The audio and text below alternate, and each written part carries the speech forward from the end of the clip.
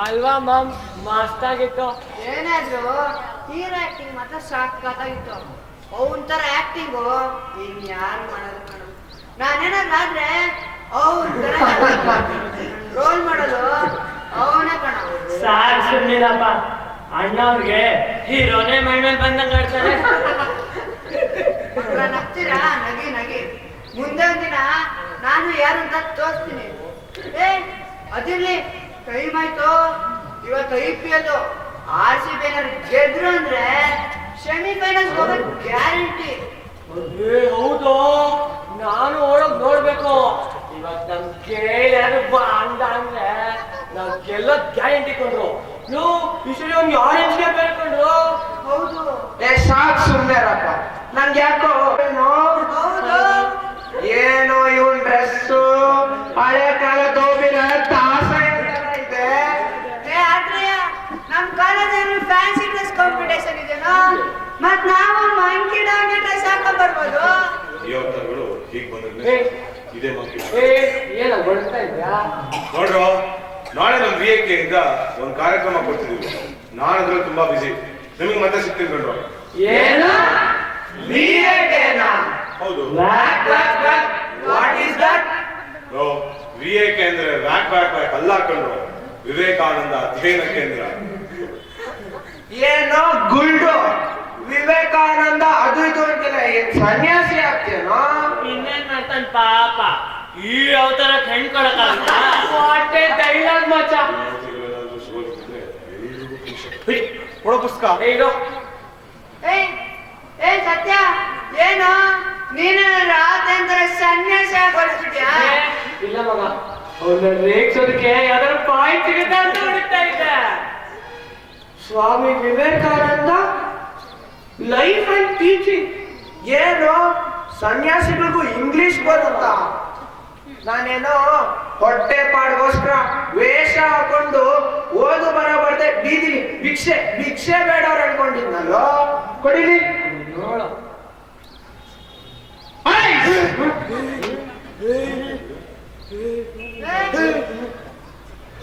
ಸಚಿನ, ಏನು ಒಳ್ಳೆ current shock ಹೊಡೆದಂಗ್ ಮಾಡ್ತಿದ್ಯಲ್ಲ, ಏನಾಯ್ತು? ಲೋ ಜಯ, ಆ ಬುಕ್ಕಿನ ಒಂದ್ ಪದ ಮನಸ್ಸನ್ನ ನೋಡ್ತಿದ್ರೆ ಹಿಂದ್ಗಡೆ ಯಾರೋ ಕಿರಿಚಿದಂಗ ಆಗ್ತಿದ್ಯೋ. ಏ ಸಚಿನ, ನಿನಗೆಲ್ಲೋ ಭ್ರಾಂತಿ ಕಣ. ನಮಗ್ ಯಾರಿಗೋ ಕಿರಿಚಿದಂಗ ಅನ್ಸಿಲ್ಲಪ್ಪ. ನೀನೊಬ್ಬ ಡರ್ಪೋಕ್ ನನ್ ಮಗ.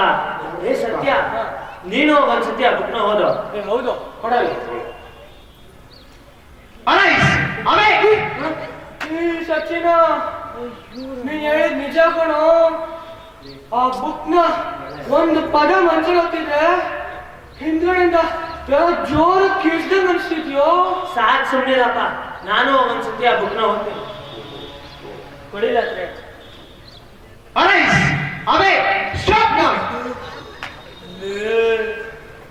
ನೀವ್ ಹೇಳಿದ್ ಸರಿ ಕಂಡ್ರು, ಯಾರೋ ಕಿರ್ಚ್ದಂಗ್ ಅನ್ಸ್ತಾ ಇದೆಯೋ. ನನ್ನೇ ಡಪ್ಪು ಕರ್ತಿದ್ದ, ಇವಾಗ ಇವನಿನ್ನೇನು? ಹಾಗೆ ಹಿಂದ್ಗಡೆಯಿಂದ ಯಾರೋ ಬುಕ್ ಓದ್ತಾ ಇರಂಗಿದ್ಯೋ. ಏ ಆತ್ರಯ, ಏನಪ್ಪ? ಈ ಬುಕ್ಕಿಗೆ ಏನಾದ್ರು ಮಾಟ ಮಂತ್ರ ಮಾಡ್ಸಿದ್ಯೇನೋ? ಮಾಟ ಮಂತ್ರನ ಒಂದ್ ಮಾತು ಹೇಳ್ತೀನಿ ಕೇಳ್ರು. ನೀವೆಲ್ಲ ಶುದ್ಧ ಹೆದರ್ಕೋಕಲ್ರು ನಿಜವಾಗ್ಲು. ಸುಂದರ, ನಮ್ಮನ್ನ ಎದುರ್ಕೋರು ಅಂತಾನೆ ನಾವೆಂತೆಂತ ಹಾರರ್ ಡ್ರಾಕುಲಾ ಫಿಲ್ಮ್ಗಳನ್ನೇ ನೋಡ್ತೀವಿ. ಅಜಯ, ಇದೆಲ್ಲ ಹಾರರ್ ಡ್ರಾಕುಲಾ ಫಿಲ್ಮ್ ನೋಡ್ದಂಗಲ್ಲ. ಇದು ಸ್ವಾಮೀಜಿ ಅಂದ್ರೆ ಸ್ವಾಮಿ ವಿವೇಕಾನಂದರ ಪದಗಳಲ್ಲಿರೋ ಶಕ್ತಿ ಕಣೋ. ಇದನ್ನ ಒಂದು ಸಲ ಎಂಥ ಪುಕ್ಕಲನ್ನು ಓದಿದ್ರು ಸಹ ಪೌರುಷವಂತರಾಗ್ಬಿಡ್ತಾನೆ.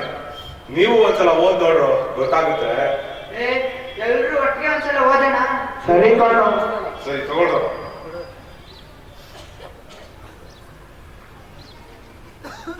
Arise, awake, stop not till the goal is reached. ಏ ಆತ್ರಯ, ಏನೋ ನನ್ನ ಲೈಫಲ್ಲಿ ಇದೇ ಫಸ್ಟ್ ಟೈಮು ಈ ತರ ಎಕ್ಸ್ಪೀರಿಯನ್ಸ್ ಆಗಿದ್ದು. ನಾನು ಈ ಬುಕ್ ನ ಮನೆಗೆ ತಗೊಂಡೋಗಿ ಓದ್ತೀನಿ ಕಣೋ. ಹೌದಾ ಆತ್ರೇಯ?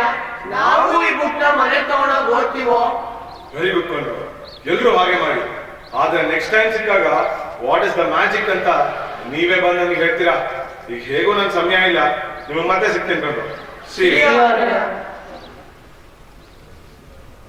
ಚೇಂಜ್ ಆಗೋಗುತ್ತೆ. ಈ ಪುಸ್ತಕನ ಓದ್ಬೇಕಂತ ಅನ್ಸುತ್ತಲ್ಲ. Arise awake stop not till the goal is reach. ಹೇಳಿ ಎದ್ದೇಳಿ ಗುರಿ ಮುಟ್ಟುವವರೆಗೂ ನಿಲ್ಲದಿರಿ. ಅರೈಸ್ ಅಂದ್ರೆ ಏಳು. ಹಾಗಾದ್ರೆ ನಾನಿನ್ನ ಎದ್ದಿಲ್ವಾ? ಅವೇಕೆ ಅಂದರೆ ಎಚ್ಚರಗೊಳ್ಳು. ಹಾಗಾದ್ರೆ ನಾನಿನ್ನ ನಿದ್ರಿಸುತ್ತಿದ್ದೇನಾ? ಗುರಿ ಮುಟ್ಟುವವರೆಗೂ ನಿಲ್ಲದಿರಿ. ಹಾಗಾದ್ರೆ ನಾನು ಮುಟ್ಟಬೇಕಾದ ಗುರಿ ಇಷ್ಟ ದಿವಸ ನನ್ನ ಜೀವನ ಒಂದು ಗುರಿ ಇಲ್ಲದೆ ವ್ಯರ್ಥವಾಗಿ ಹೊಟ್ಟೋಯ್ತಾ? ಇನ್ ಮುಂದೆ ಹೀಗಾಗ್ಬಾರ್ದು. ಹಾಗಾದ್ರೆ ನಾನು ನನ್ನ ಗುರಿನ ಹೇಗೆ ನಿರ್ಧರಿಸಲಿ? Take up one idea, make that one idea your life. Think of it, dream of it, live on that idea. Let the brain, muscle, every part of your body be full of that idea, and just leave every other idea alone. This is the way to success. ಆಹಾ, ಎಷ್ಟು ಚೆನ್ನಾಗಿದೆ. ನಾನು ಬಾಲ್ಯದಿಂದಲೇ ಕನಸು ಕಂಡ ಹಾಗೆ Albert Einstein ಆಗಿ ಒಬ್ಬ ಶ್ರೇಷ್ಠ ವಿಜ್ಞಾನಿ ಆಗಿ ಭಾರತದ ವಿಜ್ಞಾನ ಕ್ಷೇತ್ರದಲ್ಲಿ ಒಂದು ನೋಬೆಲ್ ಪ್ರಶಸ್ತಿಯನ್ನು ತಂದು ಕೊಡಲೇಬೇಕು. ಇನ್ನು ಮುಂದೆ ನಾನು ವಿಜ್ಞಾನ ಕ್ಷೇತ್ರದಲ್ಲಿ ಏನಾದರೂ ಒಂದು ಸಹಾಯ ಮಾಡಲೇಬೇಕು. ಹಾಗಾದ್ರೆ ನಾನು ಕಾಲೇಜ್ನಲ್ಲಿ ಕಲಿತಿರೋ ವಿದ್ಯೆ ಇದಕ್ಕೆ ಪೂರಕವೇ? ನಾನು ನಿಜವಾಗ್ಲೂ ಕಲಿತಿರುವುದಾದ್ರೂ ಏನು? Education is not mere book learning. Education is not the amount of information that is put into your brain and runs right there undigested all your life. ಹಾಗಾದ್ರೆ ನಿಜವಾದ ವಿದ್ಯೆ ಅಂದ್ರೆ? Education is the manifestation of perfection already in man. We must have life building, man making, character making assimilation of ideas. ಆಹಾ, ಎಷ್ಟು ಭವ್ಯವಾಗಿದೆ. ನನ್ನಲ್ಲಿರೋ ಪರಿಪೂರ್ಣತೆಯನ್ನು ಹೊರಚೆಲ್ಲುವುದೇ ವಿದ್ಯಾಭ್ಯಾಸವೇ? ನನ್ನನ್ನು ಒಬ್ಬ ಮನುಷ್ಯನನ್ನಾಗಿ ಮಾಡುವ, ಒಬ್ಬ ಚಾರಿತ್ರತೆ ಉಳ್ಳವನನ್ನಾಗಿ ಮಾಡುವುದೇ ವಿದ್ಯಾಭ್ಯಾಸವೇ? ನಿಜಕ್ಕೂ ಭವ್ಯವಾಗಿದೆ. ಹಾಗಾದ್ರೆ ನಾನು ಪರಿಪೂರ್ಣನಾಗುವುದಾದರೂ ಹೇಗೆ? Knowledge is inherent in man. No knowledge comes from outside. It is all inside. Strengthen your character, purity, patience. ಸ್ವಾಮೀಜಿದು ಕಾಲ್ಟಿವೇಶನ್ ಪುಸ್ತಕ ಕೊಟ್ಟಿದ್ದೆ ಅಂತಲೋ? ಹೌದು. ಅದು ಅಲ್ದ ನಮ್ಮ ಅಧ್ಯಯನ ಕೇಂದ್ರಕ್ಕೆ ಬೇರೆ ಬರ್ತಾರೆ ಅಂತ ಹೇಳಿದ್ದೆ. ಎಲ್ಲಿ ಒಬ್ರು ಪತ್ತನೇ ಇಲ್ಲ.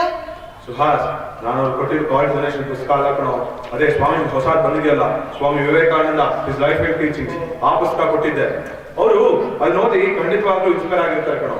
ಆ ಪುಸ್ತಕ ಎಂತೆಂತ ಮಹಾನ್ ವ್ಯಕ್ತಿಗಳನ್ನ ಇನ್ಸ್ಪೈರ್ ಮಾಡಿರುತ್ತೆ. ಸ್ವಾಮೀಜಿ ಜೀವನ ಕೂಡ ಅಷ್ಟೇ ಎಷ್ಟೋ ಜನರಿಗೆ ಸ್ಫೂರ್ತಿದಾಯಕ. ನನ್ನ ಪ್ರಕಾರ ಅವರು ಖಂಡಿತವಾಗ್ಲೂ ಈಗ ಬರ್ತಾರೆ ಅಂತ ನನಗೆ ಅನಿಸ್ತಿದೆ. ಯಾತ್ರೆಯ ಅವರೆಲ್ಲ ಈಗಿನ ಕಾಲದ ಹುಡುಗರು ಕಣೋ. ವಾಟ್ಸ್ಆಪ್, ಫೇಸ್ಬುಕ್ ಬಿಟ್ಬಿಟ್ಟು ನಮ್ಮ ಅಧ್ಯಯನ ಕೇಂದ್ರಕ್ಕೆ ಬರ್ತಾರ ಅವರು.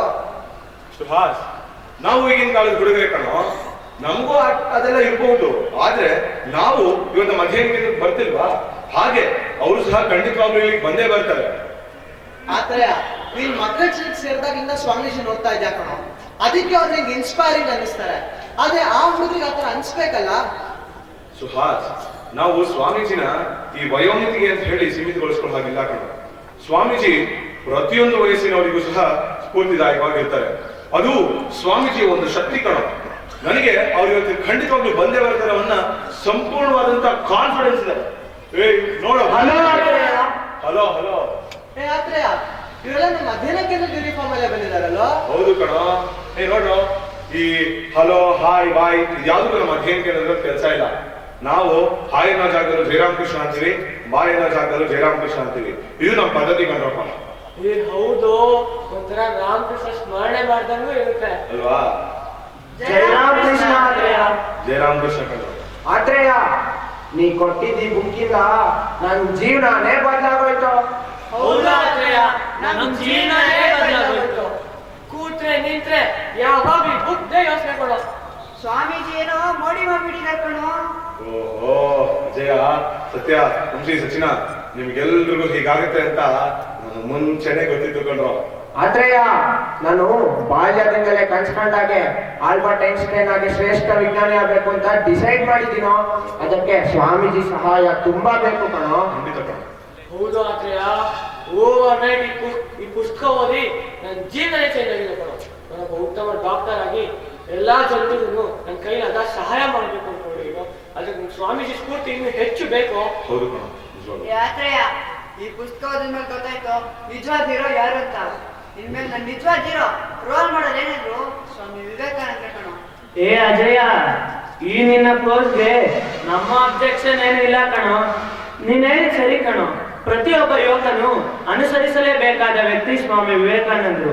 ಅವರು ಯುವ ಶಕ್ತಿ, ಮಾನವ ಶಕ್ತಿ, ದೈವ ಶಕ್ತಿ, ಅವ್ರ ಬಗ್ಗೆ ಇನ್ನೂ ಹೆಚ್ಚು ಇನ್ಫಾರ್ಮೇಶನ್ ನಮ್ಗೆ ಈಗಲೇ ಬೇಕಾತ್ರಯ್ಯ. ಹೌದು ಅತ್ರಯ್ಯ, ನಮ್ಗೆ ಈಗ್ಲೇ ಬೇಕು. ಓಹೋ, ಸುಹಾಸ್ ಹೇಗೂ ಸಮಯ ಆಯ್ತು. ನಾವು ಹೋಗಿ ನಮ್ಮ ಅಧ್ಯಯನ ಕೇಂದ್ರದಲ್ಲಿ ಕೂತ್ಕೊಂಡು ಬಿಡೋಣ. ಅಲ್ಲಿ ನಾವು ಸ್ವಾಮೀಜಿ ಬಗ್ಗೆ ಇನ್ನು ಹೆಚ್ಚು ಡಿಸ್ಕಸ್ ಮಾಡ್ಬೋದು. ಬಂದ್ರ ಇವತ್ತು ನಿಮ್ಮ ಅಧ್ಯಯನ ಕೇಂದ್ರದಲ್ಲಿ ದರ್ಶನ ಮಾಡೋಣ ಅಂತ ನಾವೆಲ್ಲ ಬಂದಿದ್ದೀವಿ. ಓ, ಬಹಳ ಸಂತೋಷ. ದಯವಿಟ್ಟು ಕೂತ್ಕೊಳ್ಳಿ. ಸುಹಾಸ್, ಇವತ್ತು ನಮ್ಮ ಅಧ್ಯಯನ ಕೇಂದ್ರ ಮಾತ್ರ ಬಹಳ ಸ್ಪೆಷಲ್ ಆಗಿರುತ್ತೆ ಕಣೋ. ನೋಡ್ರು, ನೀವೆಲ್ಲ ಸ್ವಾಮಿ ವಿವೇಕಾನಂದವಾಗಿ ನಂಬೋದಕ್ಕೆ ಶುರು ಮಾಡಿದ್ರು. ನಮ್ಮ ಧರ್ಮ ಕುಂಠಿತವಾಗಲಿಕ್ಕೆ ಶುರುವಾಯಿತು. ನಮ್ಮ ಸಂಸ್ಕೃತಿ, ನಮ್ಮ ಅನೇಕ ಆಚರಣೆಗಳನ್ನ ನಮ್ಮ ಜನ ಆಚರಿಸೋದನ್ನ ಬಿಟ್ಬಿಟ್ರು. ಅದನ್ನ ಸಂಪೂರ್ಣವಾಗಿ ನಿರರ್ಥಕ ಅಂತ ಹೇಳುವಂತ ಸಂದರ್ಭ ಸೃಷ್ಟಿಯಾಗಬೇಕು. ಇಂತಹ ಒಂದು ಕಷ್ಟಕರವಾದಂತಹ ಸಂದರ್ಭದಲ್ಲಿ ಭಾರತದಲ್ಲಿ ಎಲ್ಲ ಧರ್ಮಗಳನ್ನು ಆಚರಣೆ ಮಾಡಿ ಪ್ರತಿಯೊಂದು ಧರ್ಮದಲ್ಲೂ ಸತ್ಯತೆಯನ್ನು ಕಾಣುವಂತಹ ಒಬ್ಬ ಮಹಾನ್ ವ್ಯಕ್ತಿ ಶ್ರೀರಾಮಕೃಷ್ಣ ಪರಮಹಂಸರ ಅವತರಣವಾಯಿತು. ಅವರ ಶಿಷ್ಯರ ಗರಡಿಯಲ್ಲಿ ತಯಾರಾದಂತಹ ಒಬ್ಬ ಜಗತ್ತಿಗೆ ಭಾರತದ ಗರಿಮೆಗಳನ್ನು ಸಾರುತ್ತಾನೆ. ಆತನೇ ನರೇಂದ್ರನಾಥ ದತ್ತ ಅಥವಾ ಸ್ವಾಮಿ ವಿವೇಕಾನಂದರು.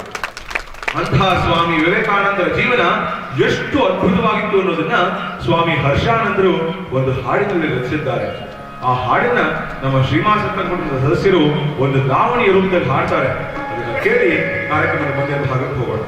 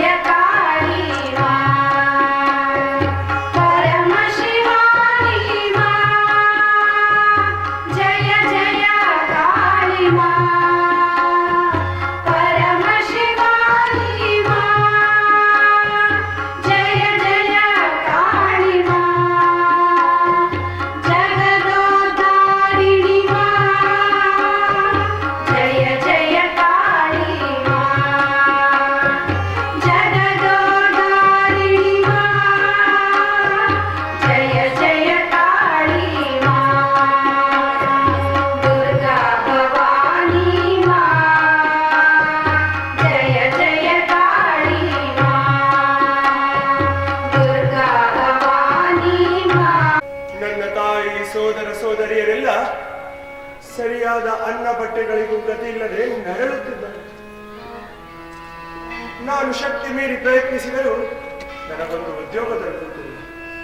ಠಾಕೂರ್, ನೀವು ಆ ಜಗನ್ಮಾತೆಯನ್ನು ಬಲ್ಲವರು, ಆಕೆಯೊಂದಿಗೆ ಮಾತನಾಡುವಿಲ್ಲ. ನನ್ನ ಈ ಸಂಸಾರದ ತಾಪತ್ರಯಗಳು ಪರಿಹಾರವಾಗಬೇಕೆಂದು ನನ್ನ ಪರವಾಗಿ ನಿಮ್ಮ ಕಾಳಿಯಲ್ಲಿ ಪ್ರಾರ್ಥಿಸಿ. ಓ ನೋರೇ, ನನ್ನಿಂದ ಈ ರೀತಿ ಪ್ರಾರ್ಥನೆಯನ್ನ ಸಲ್ಲಿಸಲಾರೆ. ಆದ್ರೆ ನೀನು ಆ ಮಹಾಮಾತೆಯನ್ನು ನಂಬುತ್ತಿರುವುದೇ ನಿನ್ನ ಈ ಎಲ್ಲಾ ಕಷ್ಟಗಳಿಗೂ ಕಾರಣ. ನೋಡು, ನಿನ್ನೆ ಆಕೆ ಬಳಿ ಹೋಗಿ ಕೇಳಿಕೊ. ಆಕೆ ಖಂಡಿತವಾಗೂ ನಿನ್ನ ಮೊರೆ ಇನ್ನೂ ಆಲಿಸುತ್ತಾಳೆ. ನಡೆ. ಠಾಕೂರ್, ನನಗೆ ಆ ಜಗನ್ಮಾತೆಯ ಪರಿಚಯವೇ ಇಲ್ಲ. ಹಾಗಾಗಿ ನನ್ನ ಪರವಾಗಿ ನೀವೇ ಪ್ರಾರ್ಥಿಸಿ. ಓ ನೋರೇ, ನಿಜ ಹೇಳಬೇಕಾದರೆ ನಿನಗಾಗಿ ನಾನು ಬಹಳ ಸಲ ಪ್ರಾರ್ಥನೆ ಸಲ್ಲಿಸಿದ್ದೇನೆ. ಆದ್ರೇನು ಮಾಡುದು, ನೀನು ಆಕೆಯನ್ನು ಒಪ್ಪುತ್ತಿಲ್ವಲ್ಲ. ಆದ್ರಿಂದ ಆಕೆಯು ನನ್ನ ಪ್ರಾರ್ಥನೆಯನ್ನು ಈಡೇರಿಸಲು ಒಪ್ಪುತ್ತಿಲ್ಲ. ನೋಡು, ಇದು ಬಹಳ ಒಳ್ಳೆಯದು. ಆ ಕಾಳಿ ದೇವಾಲಯಕ್ಕೆ ಹೋಗಿ ಪ್ರಣಾಮ ಸಲ್ಲಿಸಿ ನಿನಗೆ ಬೇಕಾದ ವರವನ್ನು ಕೇಳಿಕೊ. ಆಕೆ ಖಂಡಿತವಾಗೂ ಅನುಗ್ರಹಿಸುತ್ತಾಳೆ. ನಟನ ಮಾಡಬೇಡ, ನಡೆ. ಸರಿ ಠಾಕೂರ್, ಆ ಮಹಾಮಾತೆಯಲ್ಲಿ ನಾನೇ ಪ್ರಾರ್ಥನೆಯನ್ನು ಸಲ್ಲಿಸಿ. ನಾವು ನಿನಗೆ ನಂಬಿದೆವು, ನಿನ್ನ ಜೀವನ ಧರ್ಮ ಬಲಕ್ಕೆ ನಾವು ನಿನಗೆ ನಂಬಿದೆವು. ನಮೋ ವೀರ ನರೇಂದ್ರನೇ, ನಮೋ ಜ್ಞಾನ ವರೇಂದ್ರನೇ, ನಮೋ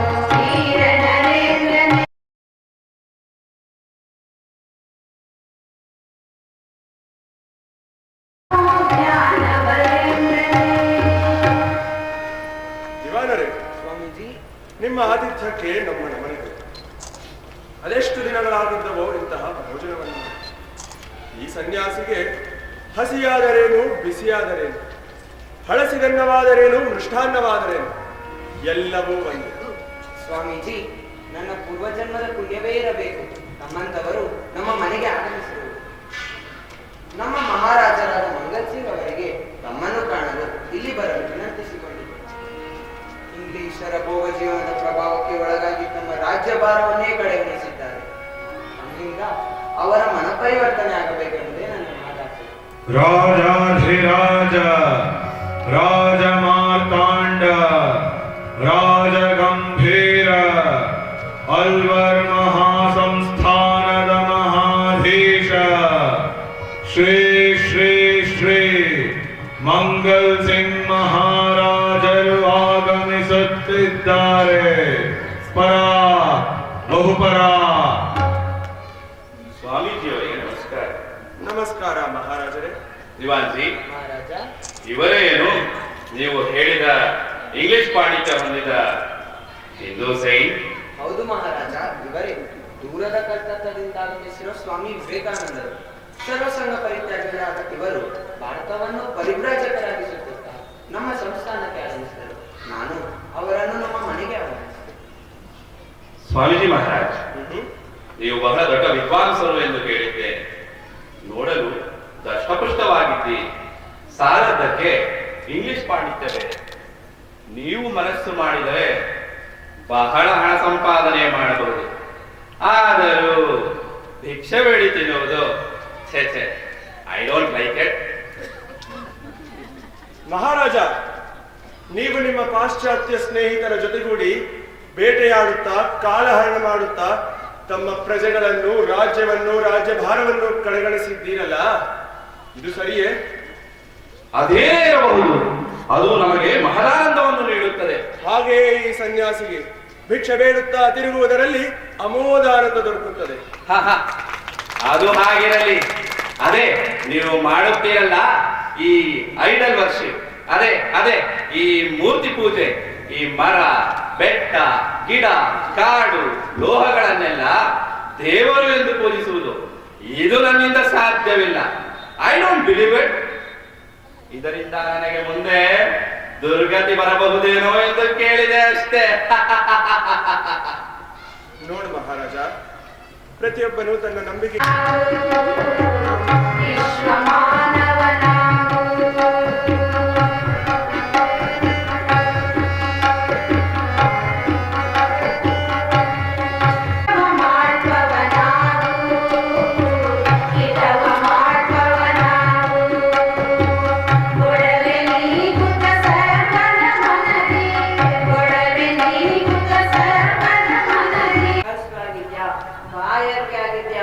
ಅಂತ ಕೇಳೋರು ಇಲ್ವಲ್ಲ Babaji.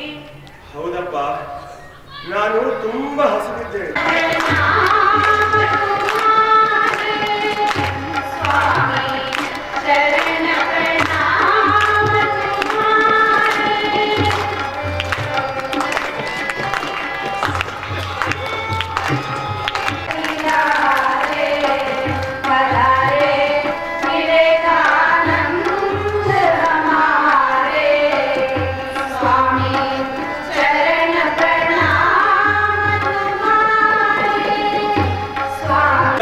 And brothers of America.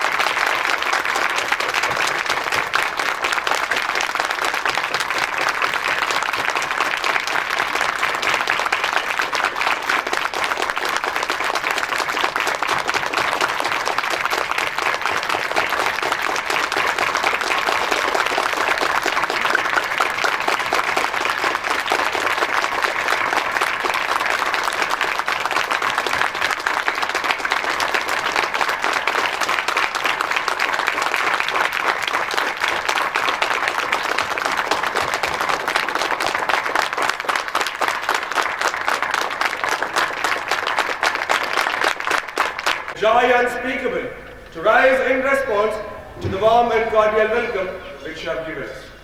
I thank you in the name of the most ancient order of the monks in the world. I thank you in the name of millions and millions of Hindu people of all classes and sects. I fervently hope that the bell that tolled in honor of the convention this morning may be the death knell of all fanaticism, of all persecution, with the sword or with the pen, and of all uncharitable feelings between persons wending their way to the same goal. Chiranjeevi Sachin C Shastri, Chiranjeevi L Harish Kumar Vamshi, Narendra ಮತ್ತು ಸ್ವಾಮಿ ವಿವೇಕಾನಂದ, ರಾಜಾ ಮಂಗಲ್ ಸಿಂಗ್ ಆಗಿ Shriyuta Shivakumar S, ದಿವಾನರಾಗಿ ಚಿರಂಜೀವಿ ಸುಮುಖ್ ಹೆಗ್ಡೆ, ರಾಜಭಟ್ಟರಾಗಿ Chiranjeevi Vivek G Hoysal, Chiranjeevi Vikas R, ಚಮ್ಮಾರನಾಗಿ Chiranjeevi Rohan R, ಊರಿನ ಮಂದಿಯಾಗಿ Chiranjeevi Tejas M ಹಾಗೂ Chiranjeevi Gagan M. ಗಾನಸುಧೆಯನ್ನು ಉಣಬಡಿಸಿದವರು ಶ್ರೀಮತಿ ಮಂಗಳಾಂಬ, ಶ್ರೀಮತಿ ರಮಾಮಣಿ, ಶ್ರೀಮತಿ ಭಾಗ್ಯಲಕ್ಷ್ಮಿ, ಶ್ರೀಮತಿ ಮಂಜುಳಾ, ಶ್ರೀಮತಿ ಸೀಮಾ. ತಬಲಾ ಸಾಥ್ ನೀಡಿದವರು ಶ್ರೀಯುತ ಆರ್ಯಭಟ. ನಾಟಕದ ರಚನೆ ಸಹಕರಿಸಿದವರು ಚಿರಂಜೀವಿ ಆದಿತ್ಯ ವಿ, ಚಿರಂಜೀವಿ ಕಿರಣ್ ಕುಮಾರ್, ಚಿರಂಜೀವಿ ರಾಹುಲ್.